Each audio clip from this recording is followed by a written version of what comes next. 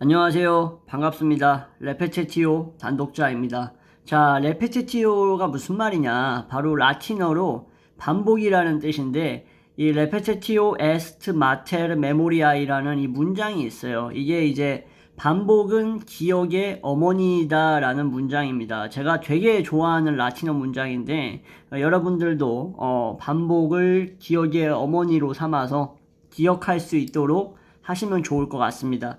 자, 어쨌든 오늘은 라틴어를 공부하는 시간이 아니고 제가 이제 예전에 공부했던 심리학의 내용을 좀 복습할 필요성을 느껴서 한 번씩 이렇게 촬영을 할 거라고 말을 했었어요. 예전에 영상에서. 근데 이제 아무래도 자꾸 이렇게 미뤄지다 보니까 다른 것들을 먼저 하게 되었는데, 근데 또 제가 하기로 했던 거는 또 까먹으면 안 되는 사람이고, 언젠가는 결국 다루는 사람이다 보니까 이렇게 준비를 했습니다. 자, 이 내용은 여러분들이 좀 자세하게 보고 싶으시면 저기 DK북스라는 출판사 아시죠? 백과사전 종류를 많이 만들어내는 아주 가독성 좋게 이렇게 일러스트 넣고 만드는 출판사, 제가 되게 좋아하는 출판사인데 거기에 심리의 책이라고 있습니다. 이 심리의 책이라는 저서에 나와 있는 한 부분을 제가 이제 요약해가지고 이렇게 여러분들에게 설명해 드리려고 준비를 했어요. 그래서 이 심리의 책, DK북스에서 나온 이 책을 사서 보시는 게 사실 훨씬 정확하십니다. 자, 그리고 이게 제가 방에 있는 이 화이트보드가 아니라 임시적으로 저기 모닝글로리에서 사갖고 와가지고 하는 거라 가지고 이렇게 흔들립니다. 그래서 여러분들 정말 죄송하지만 양해를 좀 부탁드릴게요. 이 작은 사이즈의 화이트보드를 놓고 하는 게 조금 어렵더라고요. 환경적으로. 이 겨울이 되면은 제 방에 들어가가지고 커다란 화이트보드로 다시 할 겁니다. 자, 어쨌든 서두가 자꾸 길어지는데 오늘은 그래서 누구를 다룰 거냐? 에밀 크레펠린이라는 이 독일의 의사였죠. 이 에밀 크레펠린이라는 사람이 얘기했던 이 정신질환에 대해서 네 가지로 분류했던 게 있어요. 그것에 대해서 좀 말씀드리려고 합니다. 오늘날의 여러분들 어떻습니까? 갑자기 그 뉴스에도 요즘에 자주 나오고 좀 이상한 사건들이 많이 일어나고 있어요. 그죠? 그리고 얼마 전에 제가 또 뉴스에서 봤던 내용인데 일본도 살인 사건 보셨어요? 갑자기 그 집에서 나와가지고 담배 피고 있는 사람한테 일본도를 든 어떤 30대 후반인 사람이 찾아가가지고 어떻게 합니까? 저 새끼 중국 스파이 놈이다 그러면서 차고 있던 일본도를 꺼내가지고 머리 막 어깨 이런 데를 막 휘둘렀죠. 그래가지고 막 자상을 막 12군데나 입혔다. 그래가지고 막 도와달라 이러면서 경비실에 요청하고 막 쓰러지면서 피 흘리다가 죽었다고 얘기하는데, 아니 이게 벌어질 수 있는 일인가 싶을 정도로 요즘 세상이 마탱이가 같습니다. 그래서 여러분들 항상 감염성 질병뿐만 아니라 사람 조심을 하셔야 돼요.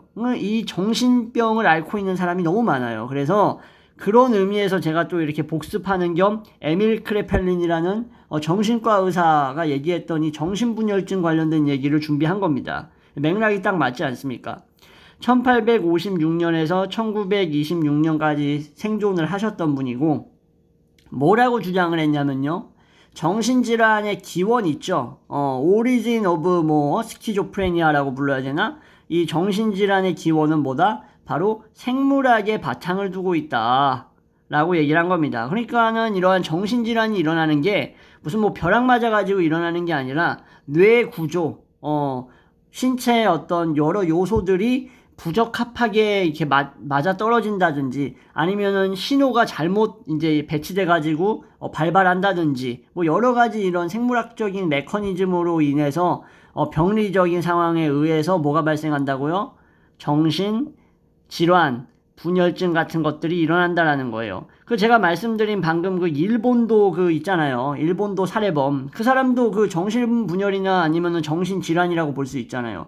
중국 스파이가 아닌데 뭐 중국 스파이라 그랬다고.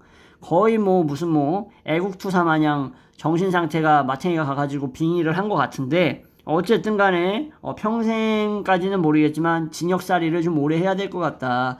자, 아무튼 크레펠리는 이제 가정교사를 이제 분트라는 심리학에 있어서 되게 중요한 분이죠. 비렐름 분트라는 분을 이제 가정교사로 뒀었어요. 그래서 분투의 영향도 많이 받았었고, 그리고 이제 분투가 이제 크레펠린의 여러 이러한 이론이라던가 이런 걸 통해서 생리학적인 뭐 심리학 원리를 출간했다라고 하는데, 그거는 뭐 분투를 얘기할 때, 더 자세하게 말씀드릴 거고, 그리고 이제 이 크레펠린이 생존했던 시대에, 대략적으로 1908년이라고 해야 되나? 이 1908년쯤에 무슨 일이 일어나냐? 스위스의 정신과 의사 중에서 여러분들 아시는 분일 수도 있는데 오이겐 브로일러라고 있어요. 보통 이제 뭐 유젠 브로일러라고 부르는 사람도 있고 뭐 오이겐 브로일러라고 부르는 사람이 있는데 이 브로일러라는 스위스 이제 정신과 의사가 그 스키조프레니아 즉 정신분열증이라는 단어를 일종의 합성어거든요. 이거를 이제 만들어냅니다. 그러니까 정신분열증이라는 단어가 원래 없었어. 크레펠린이 만든 단어가 아니에요. 이 브로일러 스위스 정신과 의사가 스키조 즉 스키지엔인가 스키지엔 뭐 이러한 분열시키다라는 단어하고요. 프렌이라는 정신이라는 단어를 합쳐가지고 이제 그리스어인데 정신분열증을 스키조프레니아라고 해서 불렀다라는 겁니다. 그리고 나서 이제 크레펠린이 이제 사후에 죽고 나서 1948년에 어디서 바로 WHO 세계보건기구죠. 세계보건당국, 세계보건기구가 국제질병분류법이라고 해가지고 크레펠린이 이 정신질환을 분류한 것을 이제 포함시키게 됩니다. 어디에 포함시키냐? 바로 국제질병분류법이라는 곳에 크레펠린 선생님 감사합니다. 분류를 잘 해놓으셨네요. 분류를 포함시키겠습니다. 합니다. 바로 WHO에서. 그리고 이제 1950년대 되면은 이제 뭐 최초의 정신병 약, 이제 정신병을 가만히 냅두면 안 되니까 약 먹여가지고 치료를 해야 될 거 아니에요? 그 정신병 약이 1950년대쯤에 이제 생겨났다, 최초로. 이제 이렇게 이제 얘기를 하고 있어요. 자, 그러면 이제 본격적으로 정신분열증에 대해서 크레펠린이 뭐라고 얘기했는가?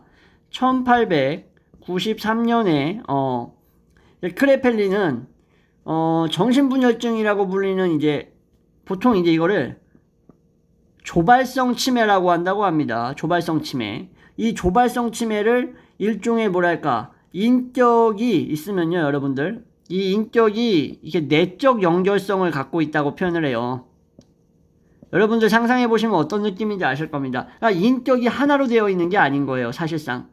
인격이라는 이 네모난 것에 내적으로 연결되어 있는 것들이 이렇게 다 있는 거야. 그러니까는 여기는 뭐 인격의 어떤 부분을 형성하는데 이런 것들이 하나로 인격이라는 단어로 불리는 거죠. 이해되시겠죠? 이러한 내적 연결성이 결국 뭘 만드는 거예요? 정체성도 형성하는 거 아니겠습니까? 정체성까지. 그러니까 이런 연결성이 그러면은 정상적이 아니라는 거겠죠. 그죠? 이런 내적 연결성들이 결국에는 파괴가 일어나면서 뭐 여러 이상한 증상으로 이루어지는 게 바로 정신분열증이다. 이게 이렇게 딱 혼합돼 있어야 되는데 박살이 나버려가지고 막 분열돼가지고 막 조각조각 나 있는 거죠. 막 이렇게 막 조각조각이 나 있는 거야. 막 이런 식으로 하나에 통합된 게 아니라 이거를 바로 조발성 치매 즉 정신분열증이라고 불렀다라고 보시면 됩니다. 근데 이런 식의 이제 정체성 혼란 그리고 이러한 분열 같은 거를 제가 말씀드리면 여러분들 뭐가 생각나세요? 그쵸. 청소년기가 생각나시죠? 청소년기 어떻습니까? 자아 정체성이 엄청난 혼란을 갖고 있잖아요. 그죠? 그래서 뭘 해요? 청소년들. 반사회적인 행동을 하고 자기 엄마가 다 책임져야 되는데 그거는 생각도 안 하고 반사회적인 행동을 저지른다. 우리 청소년 미성년자들이. 자기가 이제 미성년이니까는 이거에 대해서 금전적이라든지 뭐 사회적 책임을 지지 않아도 된다라는 거를 알고 그러는 건지 아니면은 지네 엄마 아빠를 사랑하지 않아가지고 엄마 아빠 한번 좆대봐라 그래가지고 그런 무책임한 짓거리를 하는지는 모르겠지만 어쨌든 혼란하고 반사회적인 이러한 행동이 특징적으로 드러나는데 10대 말이라던가 우리 군대 안 갔다 온 이제 20대 초기에 우리 남성들이라던가 여자애들 이런 애들에게서 많이 나타나죠. 이제 실제로 크레펠린이 이렇게 주장을 했습니다. 청소년기 20대 초기에 이런 반사회적이고 혼란스러운 정신분열증, 즉 조발성 치매와 비슷한 증상들이 나타난다고 얘기를 해요. 그러니까는 크레펠린이 대놓고 야 너네 병신이야 라고 얘기는 안 했지만 거의 뭐 병신 새끼랑 다름없어 라고 얘기한 거랑 똑같습니다. 근데 그거를 이제 간접적으로 돌려 말한 거겠죠. 대놓고 말하진 않았겠죠. 왜냐면 크레펠린도 열심히 연구를 하면서 살아야 되는데 어디 뭐 시정잡배 찌랭이 같은 놈한테 벽돌 맞아가지고 죽으면은 너무 자신의 재능이 아깝잖아요. 그러니까 이렇게 조심스럽게 얘기했을 겁니다. 자, 그래서 크레펠린은 이 정신분열증이라고 할 수 있는 이러한 조발성 치매를 하위 범주로 나누게 됩니다. 하위 범주로. 우리 연구하는 사람들 특징이 뭐예요? 범주를 이렇게 막 나눈다는 거 아니겠습니까? 그죠? 그러면 첫 번째는 무엇이냐? 바로 정신분열증에는 단순형 치매라는 게 있다라는 겁니다. 첫 번째. 단순형 치매는 이게 이제 신경쇠약하고 연관이 있다라고 해요. 그러니까 신경쇠약이 일어난다라는 거야. 그러니까는 그렇게 막 심각한 상태는 아니에요. 신경쇠약은 많은 직장인들이 겪고 있단 말이야. 그러면서 스트레스 받아. 그러면서 내가 해야 할 일을 잠깐씩 까먹는다든지 이런 것들. 그리고 또 뭐가 있을까? 그리고 이제 침잠한다라는 게 이제 나타나는데 이거는 그거죠. 자기 내면으로 침잠하면서 주변의 소리를 듣지 않으려고 하고 고독해지려고 하고 이런 것들이 단순형 치매다. 단순형 치매는 충분히 정상적인 범주에 포함될 수 있다라고 볼 수 있어요. 두 번째 범주부터 문제입니다. 두 번째 범주는 망상입니다. 망상형은 이제 파라노이아적인 게 나타나는 건데 환자들에게 있어서 두려움, 막 피해망상 같은 걸로 나타나는 거예요. 피해망상, 공포 같은 게 나타난다는 거야. 그럼 이러면 어떻게 됩니까, 여러분들? 그러지 않았는데 상대방 보면서 막 의심한다든지, 불쾌해한다든지, 오해한다든지 이런 게 발생하는 거예요. 막 누군가 나를 쫓고 있다 이거야. 그리고 누군가 나에 대한 이야기를 하고 있다고 막 착각하는 거예요. 그러니까는 예를 들어서 TV에 나왔던 일본도 살해범 같은 경우에는 이 두 번째 케이스에 속하는 거겠죠. 두 번째 양상이라고 볼 수 있겠죠. 두 번째 범주, 그죠? 그래가지고 중국 스파이라고 생각해가지고 사람 난도질 했잖아요. 그죠? 자, 그리고 세 번째는 뭐냐? 바로 파과증이라고 부르는데, 저도 이런 뭐 의학적 용어에는 좀 이렇게 약한 편이라서 이 파과증이 뭔가 찾아봤습니다. 파과증인데 이게 사과할 때 과자예요. 파과증은 뭐냐면은 즉 횡설수설한다라는 거예요. 횡설수설하면서 막 슬픈 상황에서 막 갑자기 쪼갬 어떤 상황에서 새드 시츄에이션에서 갑자기 막 박장대소를 하는 거예요. 그런 것처럼 어떻습니까? 이게 적절하지 못한 부적절한 감정 반응이 나타난다. 그러니까는 사람들이 미쳤다고 생각을 하겠죠. 그죠? 그리고 네 번째 범주는 뭐냐? 긴장증입니다. 긴장증. 좀 지우고 할게요. 야, 이거 세워놓고 하려니까는 참 불편하다. 진짜. 아무튼 네 번째는 긴장증이라고 부른다. 그래가지고 이 긴장증은 이제 막 경직되거나 지나치게 막 몸을 막 움직인다거나 막 이런 것들, 뭐 제한적으로 막 이동하려고 한다던가 이런 것들인데 이게 그러니까 막 얼어 있거나 굳어 있거나 이런 것도 일종의 정신분열증적인 증세로 본 거예요. 이것도 근데 지나치지 않으면 일반적인 상황이라고 볼 수 있어요. 일반인들, 노멀한 사람들이 보이고 있는 어떤 증상이자 형태라고 볼 수 있는데 이것도 심해지면 계속 막 반복해서 막 몸을 흔들고 막 경직되고 막 이러면은 이제 이것도 문제가 되겠죠. 그러니까 이거를 이제 다시 한번 여러분들 보시기 좋게 한번 정리를 해보겠습니다. 첫 번째가 뭐라 그랬죠? 제가 단순형 치매, 단순형 치매였죠. 단순형 치매. 이게 첫 번째 유형이었다. 그리고 두 번째가 뭐였어요? 두 번째가 망상형이었죠. 두 번째가 망상형이었다. 그러면은 세 번째가 뭐였어요? 세 번째가 세 번째가 파과증. 파과증은 참 어렵다, 이름이. 파과증. 네 번째가 뭐였어요? 약간 긴장증이라 그랬죠. 긴장, 경직. 기억나시죠? 그래가지고 단순형 치매가 뭐라고? 신경쇠약이라던가 아니면은 막 침잠된다라는 거야. 일반인들에게서 많이 일어날 수 있고 그냥 뭐 보편적으로 볼 수 있는 형상이겠죠. 그리고 망상형 같은 경우에 이게 진짜 마탱이가 간 거죠. 피해의식 가진다든지 쫓긴다고 생각한다든지 파과증은 횡설수설하고 전혀 어울리지 않는 어떤 리액션을 보이는 거예요, 상황에. 그러니까 망상형하고 파과증이 사실상 이거죠. 제가 구두로 소리내서 말하진 않겠습니다. 이거는 이제 그럴 수 있음이죠. 이거고 이것도 이제 그럴 수 있습니다. 어느 정도는 심하지만 않으면. 근데 이건 심하든 심하지 않든 그냥 강도의 차이가 없이 비읍시옷이라고 부를 수 있겠다. 라고 이제 볼 수 있겠죠. 그죠?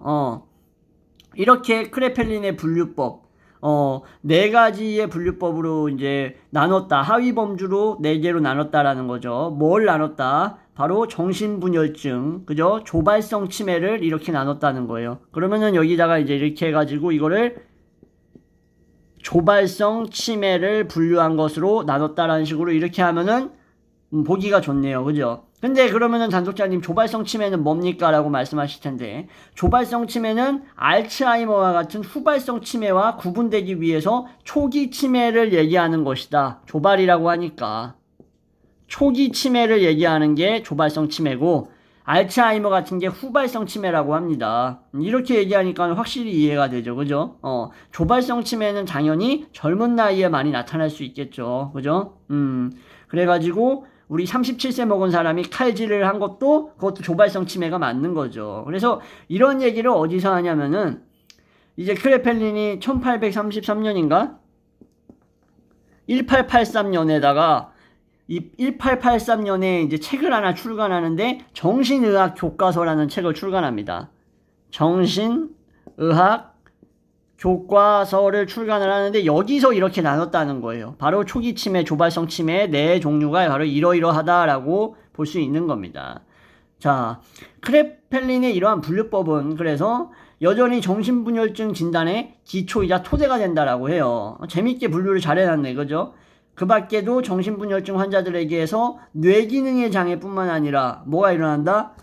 이게 생물학적인 이유 때문에 일어난다고 얘기했잖아요. 아까 제가 영상 초반에서. 그죠? 크레펠린은 생물학적인 어떤 그런 원인하고 이러한 뭐라 그랬죠? 정신질환이 관련이 있다고 얘기했잖아요. 그러니까는 뇌질환, 뭐 뇌병변, 뭐 이런 것들, 뭐 구조적으로 뇌가 기형일 수가 있잖아요. 뇌질환을 후천적으로 얻을 수도 있지만 구조적으로 뇌가 기형이라든지 뭐 이런 것들이 이제 정신분열증의 원인이다. 그러니까 정신분열을 앓고 있는 놈들은 웬만하면 뇌가 애초부터 기형 상태거나 뇌질환을 앓고 있는 경우가 많았다라는 거예요. 부검해보니까 그렇다는 거예요. 머리를 쪼개보니까. 수많은 정신질환의 기원이 엄격하게 뭐하고 관련이 있다고요? 생물학하고는 뗄래야 뗄 수가 없다라고 얘기했다는 거. 이러한 크레펠린의 신념이 정신의학적 분야에 영향을 계속 주고 있다. 2024년에도 마찬가지로. 그래서 많은 정신질환들이 어떻게 된다고? 약물 치료로 관리되고 있다라는 것도 사실이죠. 그죠? 뭐 정신질환 앓는다고 해가지고 옛날에 미셸 푸코의 광기의 역사에도 나오지만 고전주의식으로 말이에요. 천재적으로 바라볼 수도 있겠지만 이게 근대 와가지고 그것을 완전히 병리적 현상, 정말로 사회에서 격리해야 할 대상으로 바라보고 막 그들을 학대하고 할 수도 있는 거잖아요. 어떻게 받아들이냐에 따라서. 근데 오늘날 같은 경우에는 정신분열증을 어디에 가깝게 바라봅니까? 근대에 가깝게 바라보죠. 그래가지고 그냥 두들겨 패고 가두고 하는 건 너무 비윤리적이니까 어떻게 합니까? 약물 치료를 한다 이겁니다. 이해되시겠죠? 네, 이렇게 해서 오늘 에밀 크레펠린이라는 독일의 누구예요? 정신과 의사라고 해야 되나? 예, 이 크레펠린이 분류했던 무엇? 바로 조발성 치매, 초기에 나타나는 치매, 생물학적으로 관련 있는 어떤 정신분열증적인 이러한 조발성 치매가 네 분류로 하위 범주로 나눌 수 있다. 네 분류 첫 번째, 마지막으로 반복하면은 단순성 치매, 그죠? 단순성 치매는 신경쇠약과 침잠. 두 번째, 망상증은 뭐라고요? 환자들에게서 막 두려워한다든지, 막 쫓긴다든지, 막 의심한다든지, 막 모함이 있다고 막 생각한다든지 한다. 세 번째, 파과증. 횡설수설하고 적절하지 않은 어떤 그런 감정을 적절하지 못한 상황에 드러낸다. 그리고 네 번째는 긴장증, 경직되고 굳어있는 형태, 뭐 반복적으로 막 신체 한 부분을 막 틱처럼 막 이렇게 흔든다, 뭐 이런 거겠죠. 그래서 첫 번째하고 네 번째 같은 경우에는 뭐 그렇게까지 뭐 극단적인 케이스가 아니면 그럴 수 있지만 말씀드렸던 뭐예요? 이 망상증하고 파과증은 비읍시옷에 가깝다. 진짜 얘네는 위험하다라고 말씀드렸었죠. 네, 이렇게 해서 영상 마무리하도록 하겠습니다. 지금까지 시청해주셔서 감사합니다.